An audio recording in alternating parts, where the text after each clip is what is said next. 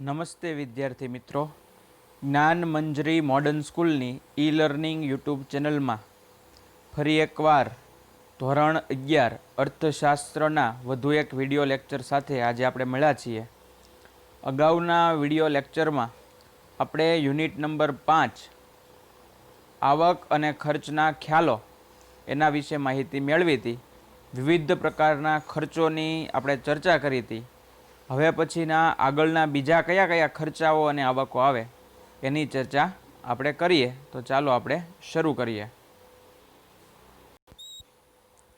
અગાઉના વિડીયો લેક્ચરમાં આપણે સ્થિર ખર્ચ કોને કહેવાય આપણે જોયું હતું કે ઉત્પાદન 0થી લઈને 50 સુધી થતું હતું તો પણ સ્થિર ખર્ચ 100, 0 ઉત્પાદન થાય તો પણ 100, 10 થાય તો પણ 100. આપણે જોઈએ ઉપર, જો આપણે આકૃતિ જોઈ હતી કે ઉત્પાદનનું પ્રમાણ 0 હોય તો પણ 100 રૂપિયા ખર્ચ થાય, 10 એકમનું ઉત્પાદન કરો તો પણ 100 રૂપિયા ખર્ચ થાય, 20 એકમનું ઉત્પાદન કરો તો પણ 100 રૂપિયા ખર્ચ થાય, 30 એકમનું ઉત્પાદન કરો તો પણ 100 રૂપિયા ખર્ચ થાય. એમ 50 એકમ સુધી 100 રૂપિયા, દરેકમાં 100 રૂપિયા સ્થિર ખર્ચ થતો હતો. એ આપણે આકૃતિ દ્વારા સમજવાનો પ્રયત્ન કર્યો હતો. આજના વિડીયો લેક્ચરમાં આપણે અસ્થિર ખર્ચથી શરૂ કરવાનું છે. અસ્થિર ખર્ચ કોને કહેવાય એની વ્યાખ્યા અને અનુસૂચિ દ્વારા આપણે જોઈશું. જ્યારે ઉત્પાદનનું એકમ કે પેઢી ઉત્પાદનના અસ્થિર સાધનો પર જે ખર્ચ કરે છે તેને અસ્થિર ખર્ચ કહે છે. ફરી એકવાર એની વ્યાખ્યા છે, જોઈ લઈએ. જ્યારે ઉત્પાદનનું એકમ કે પેઢી ઉત્પાદનના અસ્થિર સાધનો પર જે ખર્ચ કરે છે તેને અસ્થિર ખર્ચ કહેવાય. એવા સાધનો કે જે લાંબા સમય સુધી સ્થિર રહે નહીં, વારંવાર ફરતા હોય. ટૂંકા ગાળે ઉત્પાદનની સપાટીમાં ફેરફાર થતાં આવા ખર્ચમાં પણ ફેરફાર થાય છે. ઉત્પાદન વધતા ખર્ચ વધે, ઉત્પાદન ઘટતા ખર્ચ ઘટે અને ઉત્પાદન શૂન્ય થતાં જે ખર્ચ પણ શૂન્ય થાય તેને અસ્થિર ખર્ચ કહે છે. અસ્થિર ખર્ચને અસ્થાયી પ્રત્યક્ષ અથવા મુખ્ય ખર્ચ પણ કહે છે. આ ખર્ચને ઉત્પાદનના પ્રમાણ સાથે સીધો સંબંધ હોય છે. અસ્થિર ખર્ચમાં કાચા માલની કિંમત, બળતણનું ખર્ચ, વીજળીનું બિલ, વાહન વ્યવહારનો ખર્ચ, શ્રમિકોનું વેતન, ઉત્પાદન વેચાણ ઉપરના વેરાઓ વગેરેનો સમાવેશ થાય છે.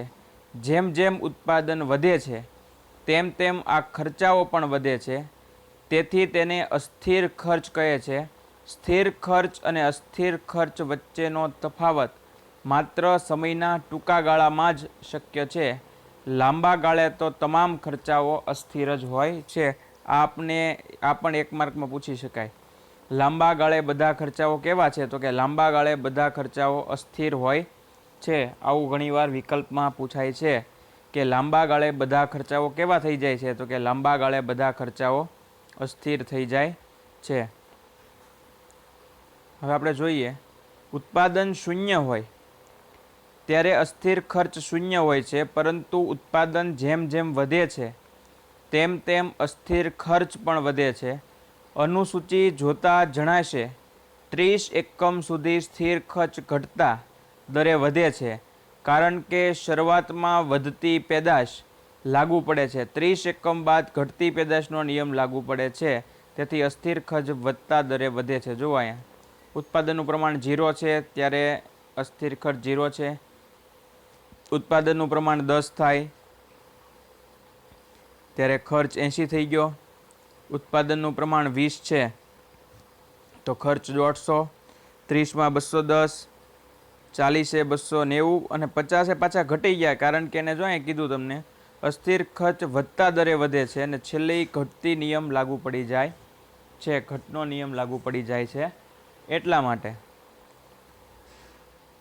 આમ આકૃતિ દ્વારા જોઈએ, એ જે આખો ચાર્ટ છે એ આપણને આકૃતિ દ્વારા સમજાવ્યું છે કે આકૃતિમાં OX ધરી પર ઉત્પાદનના એકમો, આકૃતિમાં OX ધરી પર ઉત્પાદનના એકમો અને OY ધરી ઉપર કુલ અસ્થિર ખર્ચ રૂપિયામાં દર્શાવેલ છે. જેમ જેમ ઉત્પાદન વધે છે 10, 20, 30 તેમ તેમ કુલ અસ્થિર ખર્ચ પણ 80, 150, 210 વધે છે. અસ્થિર ખર્ચની રેખા ઉદ્ગમ બિંદુથી શરૂઆતમાં ધન ઢાળવાળી હોય છે, કારણ કે શરૂઆતમાં ઘટતા દરે અને ત્યારબાદ વધતા દરે કુલ અસ્થિર ખર્ચ વધે છે એમ કહી શકાય. તો આકૃતિમાં OX ધરી અને OY ધરી આપેલી છે. એમાં આજે તમે જોશો ABCDE આપણને જ્યાં બે જગ્યાએ બિંદુઓ મળે અગાઉની જેમ જોઈ હતી એમ 10 કેટલું તો કે 50 રૂપિયા, 20 તો કે 150 રૂપિયા, 30 કેટલા તો કે 200. એમ જ્યાં જ્યાં એ બંને મળે ત્યાં એ બે જો આ બેનને રેખા અહીંયા મળતી હોય એમ આ જે છે 150 વાળી એ અહીંયા મળતી હોય, પછી 250 રૂપિયા હોય તો એ આમ મળતી હોય, એમ એ જ્યાં મળે ત્યાં આ બધાને આમ રેખા વડે દર્શાવી દેવામાં આવે છે. તો આને અસ્થિર ખર્ચની આકૃતિ કહેવાય. આપ સ્થિર ખર્ચ અને આકૃતિ, અસ્થિર ખર્ચ અને આકૃતિ આ બધા વિદ્યાર્થી મિત્રો ખાસ સહેલી છે એટલે પૂછી શકાય એવી છે, એટલે આપ થોડું પાકું કરી લેજો. ટૂંકા ગાળામાં સ્થિર ખર્ચ નિશ્ચિત હોય છે, પરંતુ અસ્થિર ખર્ચ બદલાતું રહે છે. આ ખર્ચ ઉત્પાદન સાથે સીધી રીતે સંકળાયેલ હોય છે. તેથી જ પ્રોફેસર માર્શલ અસ્થિર ખર્ચને મુખ્ય ખર્ચ કહે છે એમ કહી શકાય. ત્યારબાદ આપણે જોઈએ તો કુલ ખર્ચ કોને કહેવાય. કુલ ખર્ચ અને કુલ ખર્ચ વચ્ચે, કુલ ઉત્પાદન અને કુલ ખર્ચ વચ્ચે કાર્ય કારણનો સંબંધ છે. હવે આપણને એક પ્રશ્ન થાય કે કાર્ય કારણનો સંબંધ એટલે શું? 12મા ધોરણમાં તમે આવશો એટલે આંકડાશાસ્ત્રમાં શબ્દ આવશે કાર્યકારણનો સંબંધ. આંકડાશાસ્ત્રના ધોરણ 12ના એક યુનિટમાં આ શબ્દ આવે છે, તો આપણે એને સમજવાનો પ્રયત્ન કરીએ કે કાર્યકારણનો સંબંધ એટલે શું. તો કાર્યકારણના સંબંધમાં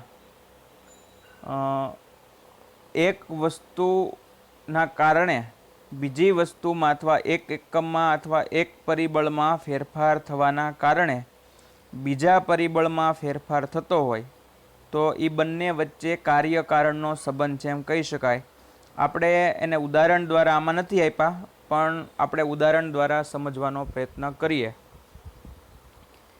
કે કોઈ પાક છે અથવા કોઈ પાકનું ઉત્પાદન છે એ ખેતરમાં ક્યારે વધુ થાય, અથવા કોઈ ખેતરમાં કોઈ પાકનું ઉત્પાદન વધુ થયું કયા કારણે, તો કે ભાઈ આ વખતે વરસાદ છે એ ખૂબ જ સરસ આવ્યો, ખૂબ વધુ વરસાદ, તો એ કારણ થયું વરસાદ આવવાને કારણે વધુ પાક થયો.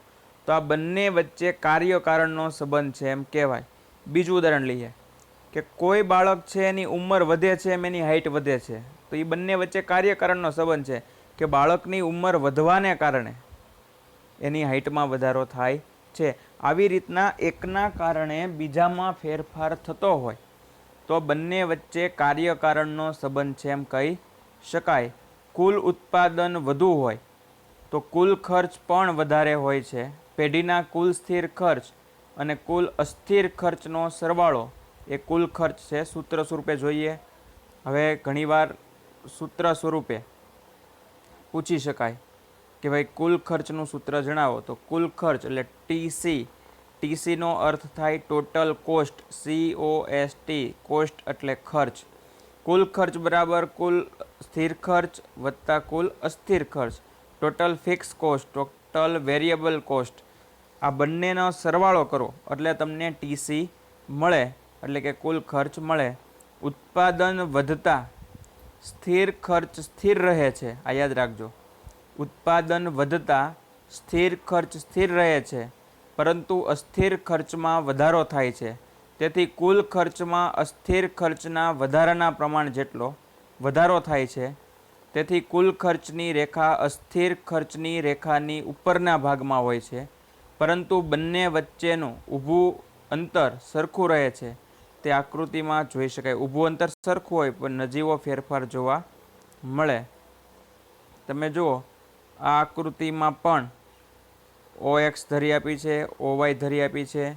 ઉત્પાદનનું પ્રમાણ 0, 10, 20, 30, 40 અને 50 આપેલું છે. કુલ સ્થિર ખર્ચ છે એ 100, અગાઉના ઉદાહરણમાં હતું 100, 100, 100, 100, 100, કેમ કે સ્થિર છે એટલે 100 જ રહે. અસ્થિર ખર્ચ વધતું જાય છે. પહેલાં 0 છે, પછી 80 થયું, પછી 150 થયું, પછી 210, 290, 390. કુલ ખર્ચ બેનો સરવાળો તો કે 100, 180, 250, 310, 390, 490. આ બંને પહેલાં અલગ અલગ રીતે અને એનું કમ્પેરિઝન તો અહીંયા તમે જુઓ આકૃતિ દ્વારા થાય છે. આપણે અગાઉની જે આકૃતિઓ છે એ જ છે, ફક્ત એને જોઈન્ટ કરી છે. એટલે આપ જોઈ શકો છો એ આકૃતિ. અગાઉની જે આકૃતિઓ છે એ જ આકૃતિ, ત્રણેય આકૃતિ, કુલ સ્થિર ખર્ચ, કુલ અસ્થિર ખર્ચ અને કુલ ખર્ચ, આ ત્રણેયની જોઈન્ટ કરીને આકૃતિ બનાવી છે. આપને અગાઉની આકૃતિ જો સમજાઈ ગઈ હોય તો આકૃતિ સમજાય જ જાય, એટલી બધી અઘરી છે નહીં. અને આકૃતિઓથી બહુ મૂંઝાવાનું પણ નથી. આકૃતિમાં OX ધરી પર ઉત્પાદન અને OY ધરી પર ખર્ચ દર્શાવવામાં આવેલ છે. જેમ જેમ ઉત્પાદન વધે છે, સ્થિર ખર્ચમાં કોઈ ફેરફાર થતો નથી, તે સ્થિર જ રહે છે, પરંતુ અસ્થિર ખર્ચ વધે છે. પરિણામે ઉત્પાદન વધતા કુલ ખર્ચ પણ વધે છે. સ્થિર ખર્ચની રેખા OY ધરી પર P બિંદુથી શરૂ થાય છે. તે દર્શાવે છે કે જ્યારે ઉત્પાદન 0 હોય ત્યારે પણ કુલ સ્થિર ખર્ચ તો OP જેટલું જ હોય છે અને કુલ અસ્થિર ખર્ચ શૂન્ય હોય. જેમ જેમ ઉત્પાદન વધે છે તેમ કુલ સ્થિર ખર્ચ સ્થિર રહે છે, પણ કુલ અસ્થિર ખર્ચ વધતું જાય છે. તેથી કુલ અસ્થિર ખર્ચની રેખા ડાબી બાજુથી જમણી બાજુ નીચેની તરફ જતી હોય છે એવું કહી શકાય છે. જ્યારે ઉત્પાદન શૂન્ય હોય, જો આ બધા અમુક એના તારણો કાઢેલા છે કે જ્યારે ઉત્પાદન શૂન્ય હોય ત્યારે કુલ અસ્થિર ખર્ચ પણ શૂન્ય થઈ જાય છે. ફરી એકવાર, જ્યારે ઉત્પાદન શૂન્ય હોય ત્યારે કુલ અસ્થિર ખર્ચ પણ શૂન્ય થઈ જાય છે. બીજું, ઉત્પાદન શૂન્ય હોય ત્યારે કુલ સ્થિર ખર્ચ OP હોય છે. અસ્થિર ખર્ચ શૂન્ય હોય ત્યારે કુલ ખર્ચ OP, જે રેખા દર્શાવી છે એ થઈ જાય છે. ઉત્પાદન Q અને Q1 હોય ત્યારે કુલ સ્થિર ખર્ચ Q1B હોય છે અને અસ્થિર ખર્ચ Q1C હોય છે. આ બધા તારણો આકૃતિ ઉપરથી કાઢેલા છે. આકૃતિ જોઈશું એટલે આપને ખ્યાલ આવશે.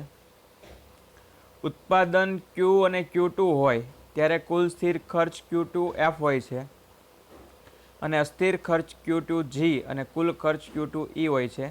આ બધા વિદ્યાર્થી મિત્રોને વચ્ચે એક સૂચના, આપ બધા વિદ્યાર્થી મિત્રો કોઈ પણ જાતની ચિંતા કરતા નહીં, કેમ કે આ યુનિટ થોડુંક અઘરું છે એટલે થોડુંક કદાચ સમજવામાં અઘરું પડે. વિડીયો લેક્ચરમાં સમજવું અઘરું પડે, બાકી ખરેખર એટલું બધું અઘરું છે નહીં. બીજું કે 11મા લેવલનું છે એટલે બહુ ચિંતા કરવાની જરૂર નથી. 12મા ધોરણમાં એટલી બધી આકૃતિ એવા અઘરા શબ્દ આવશે નહીં. અને 11મા ધોરણનું પેપરને ચેકિંગની આપણે કરતા હોઈએ છીએ એટલે એની પણ ચિંતા કરવાની નથી હોતી. અઘરા પ્રશ્નો આ યુનિટમાંથી બહુ પૂછાતા નથી, પણ આ બધા શબ્દોથી પરિચય મેળવવું જરૂરી છે. એટલા માટે આપણે આ સમજાવવું પણ જરૂરી છે. પણ કોઈ પણ વિદ્યાર્થીઓએ મિત્રોએ ચિંતા કરવાની જરૂર છે નહીં. 2-3 વાર વાંચશો એટલે આપને આ આવડી જશે. પછીનો ટોપિક છે સરેરાશ સ્થિર ખર્ચ, એવરેજ ફિક્સ કોસ્ટ. પેઢીના કુલ સ્થિર ખર્ચને કુલ ઉત્પાદનના એકમો વડે ભાંગવાથી જે મળે છે તેને સરેરાશ સ્થિર ખર્ચ કહે છે. સરેરાશ સ્થિર ખર્ચ એ એકમ દીઠ સ્થિર ખર્ચ છે. આ ખર્ચને શોધવા માટેનું સૂત્ર નીચે મુજબ છે. સરેરાશ અસ્થિર ખર્ચનું સૂત્ર જણાવવા, બધું 1 માર્કમાં પૂછી શકાય. સરેરાશ અસ્થિર ખર્ચનું સૂત્ર, સરેરાશ સ્થિર ખર્ચનું તો કે કુલ સ્થિર ખર્ચ છેદમાં કુલ ઉત્પાદનના એકમો. ફરી એકવાર, સરેરાશ સ્થિર ખર્ચનું સૂત્ર જણાવો તો કુલ સ્થિર ખર્ચ છેદમાં કુલ ઉત્પાદનના એકમો. સંકેતમાં લખવું હોય તો સંકેતમાં AFC, બરાબર. એવરેજ ફિક્સ કોસ્ટ, AFCનું પૂરું નામ એવરેજ, જો અહીં લખેલું છે AFCનું પૂરું નામ એવરેજ ફિક્સ કોસ્ટ.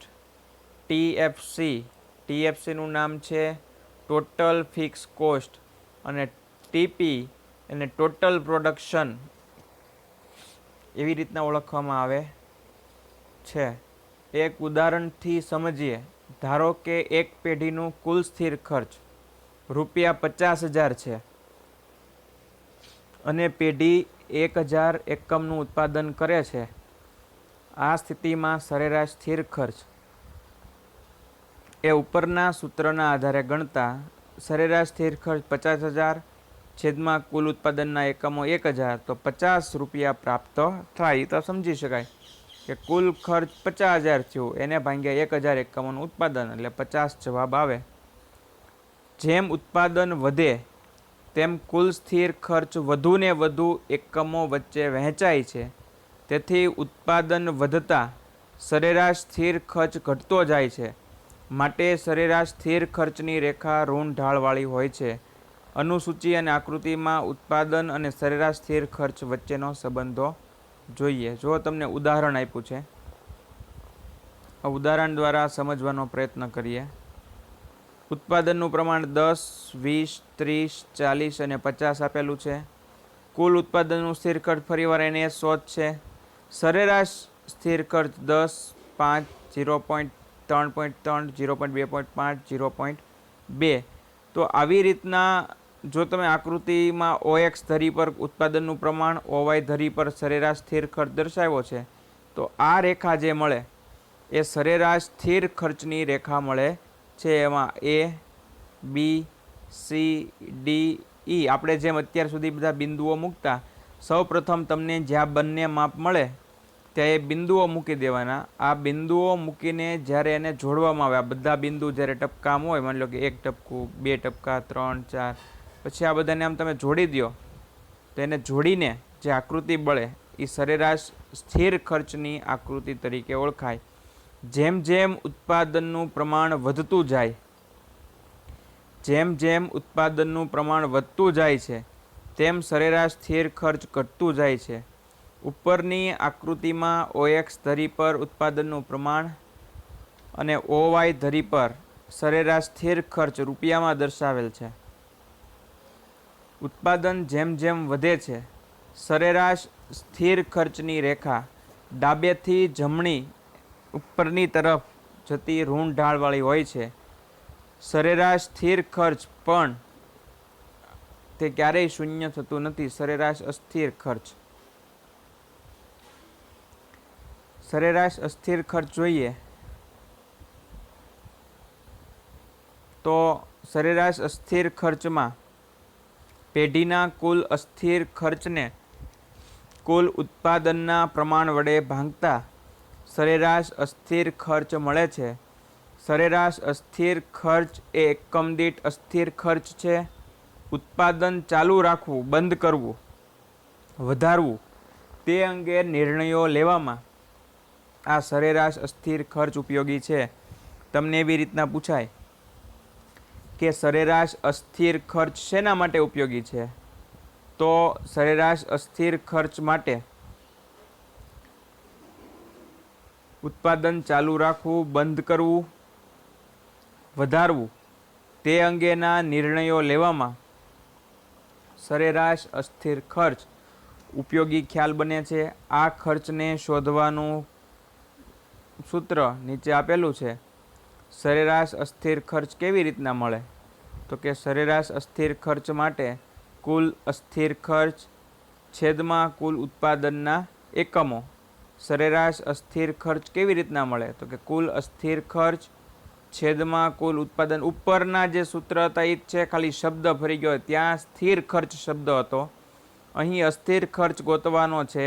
હવે તમે જુઓ, સ્થિર અને અસ્થિર આમનામ એના નામ ઉપરથી જ ખબર પડી જાય. સ્થિર જે ખર્ચાઓ એકના એક જ રહે, 100, 100, 100 એમ માની લો કે કોઈ પણ 50 હોય તો 50, 50, 50, 50, 50 એમ ફિક્સ જ રહે, તો એને સ્થિર ખર્ચ કહેવાય. અસ્થિર ખર્ચ એટલે બદલાતા હોય ઉત્પાદનના એકમો સાથે. એનું સંકેતમાં લખવું હોય તો AVC બરાબર TVC છેદમાં TP. AVCનો અર્થ થાય એવરેજ વેરિયેબલ કોસ્ટ, ગુજરાતીમાં કહેવાય સરેરાશ અસ્થિર ખર્ચ. TVC કુલ અસ્થિર ખર્ચ, ટોટલ વેરિયેબલ કોસ્ટ. TP કુલ ઉત્પાદન, ટોટલ પ્રોડક્શન એમ તરીકે ઓળખવામાં આવે. એક ઉદાહરણની મદદથી સમજીએ તો ધારો કે પેઢીનું કુલ અસ્થિર ખર્ચ ₹150 છે અને પેઢી 20 એકમનું ઉત્પાદન કરે છે, તો આ સ્થિતિમાં સરેરાશ અસ્થિર ખર્ચ ઉપરના સૂત્રના આધારે ગણતા ₹150 છેદમાં 20 એકમનું ઉત્પાદન એટલે 7.5 રૂપિયા પ્રાપ્ત થાય. એમ કહેવાય એક એકમે અસ્થિર ખર્ચ છે એ 7.5 છે એમ કહી શકાય. જેમ જેમ ઉત્પાદન વધે છે તેમ કુલ અસ્થિર ખર્ચ વધે છે. શરૂઆતમાં ઉત્પાદન વધતા સરેરાશ અસ્થિર ખર્ચ ઘટે છે. ઉત્પાદનનો વધારો ચાલુ રહેતા સરેરાશ અસ્થિર ખર્ચ ન્યૂનતમ થાય છે અને ત્યારબાદ ઉત્પાદન વધતા સરેરાશ અસ્થિર ખર્ચ વધે છે. એટલે કે તેને ઉત્પાદનના પ્રમાણ સાથે સંબંધ છે તેમ કહેવાય. તે બાબત અનુસૂચિ દ્વારા સમજીએ. પાછી એક અનુસૂચિ અને આકૃતિ આપેલી છે, એ જોવાનો આપણે પ્રયત્ન કરીએ. સૌ પ્રથમ ઉત્પાદનનું પ્રમાણ 10, 20, 30, 40, 50, 60 અને 70. બરાબર જુઓ આકૃતિ. ઉત્પાદનનું પ્રમાણ 10 થી લઈને 70 એકમો સુધી આપ્યું છે. અસ્થિર ખર્ચમાં 10 એકમનું ઉત્પાદન હોય તો ₹80 અસ્થિર ખર્ચ થાય. 20 એકમનું ઉત્પાદન હોય તો ₹150 અસ્થિર ખર્ચ થાય. 30 એકમનું ઉત્પાદન હોય તો ₹210 થાય. 40 એકમનું ઉત્પાદન હોય તો ₹290 અસ્થિર ખર્ચ થાય. ₹50 ઉત્પાદન હોય તો ₹390 થાય. ₹60 હોય તો ₹500 અને 70 એકમ હોય તો ₹620.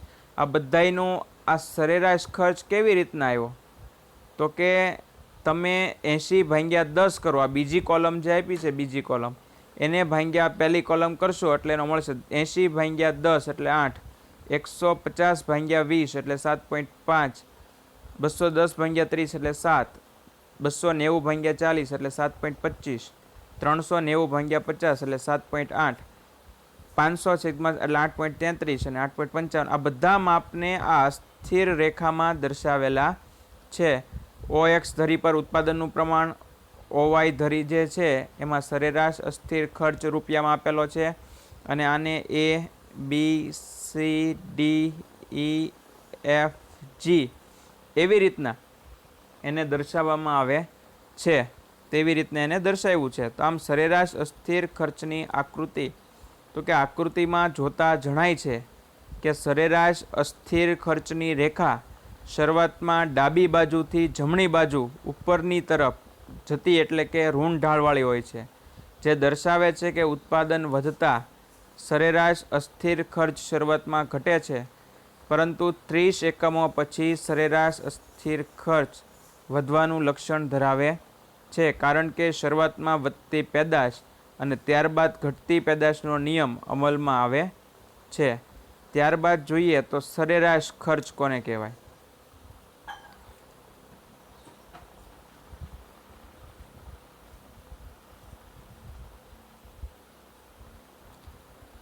સરેરાશ ખર્ચ એ જોવાનો પ્રયત્ન કરીએ અને સમજવાનો પ્રયત્ન કરીએ. સરેરાશ ખર્ચ કોને કહેશું? હવે એના બધાય લગભગ આ બધાયની વ્યાખ્યાઓ એવી છે કે એના શબ્દમાં જ સમાયેલી છે. સરેરાશ ખર્ચને સરેરાશ કુલ ખર્ચ તરીકે પણ ઓળખવામાં આવે છે. સરેરાશ ખર્ચને સરેરાશ કુલ ખર્ચ વડે પણ ઓળખવામાં આવે છે. સરેરાશ ખર્ચ એ એકમ દીઠ ખર્ચ છે. કુલ ખર્ચને ઉત્પાદનના એકમોથી ભાંગીને સરેરાશ ખર્ચ મેળવવામાં આવે છે, પરંતુ કુલ ખર્ચ એ કુલ સ્થિર ખર્ચ અને કુલ અસ્થિર ખર્ચનો સરવાળો છે. તેથી કુલ સ્થિર ખર્ચ વત્તા કુલ અસ્થિર ખર્ચ એ ઉત્પાદન એકમો વડે ભાંગવાથી સરેરાશ ખર્ચ પ્રાપ્ત થઈ શકે છે. આપણે ઉદાહરણ દ્વારા અને સૂત્ર દ્વારા જોઈએ એને. તો અહીંયા આપ્યું છે સરેરાશ ખર્ચ. સરેરાશ ખર્ચનું સૂત્ર કુલ ખર્ચ છેદમાં કુલ ઉત્પાદનના એકમો અથવા ઓર કરીને. તો કે સરેરાશ ખર્ચ બરાબર સ્થિર ખર્ચ વત્તા અસ્થિર ખર્ચ એટલે આપણને કુલ ખર્ચ મળે છેદમાં ઉત્પાદનના એકમો. તો સરેરાશ ખર્ચ આવી રીતના મેળવી શકાય. હવે એને સંકેતમાં લખવું હોય તો AC બરાબર TC ના છેદમાં TP. AC એટલે સરેરાશ ખર્ચ ગુજરાતીમાં સરેરાશ ખર્ચ કહેવાય. અંગ્રેજીમાં એ એટલે એવરેજ અને સી એટલે કોસ્ટ. COST યાદ રાખજો, કોસ્ટ એટલે ખર્ચ થાય.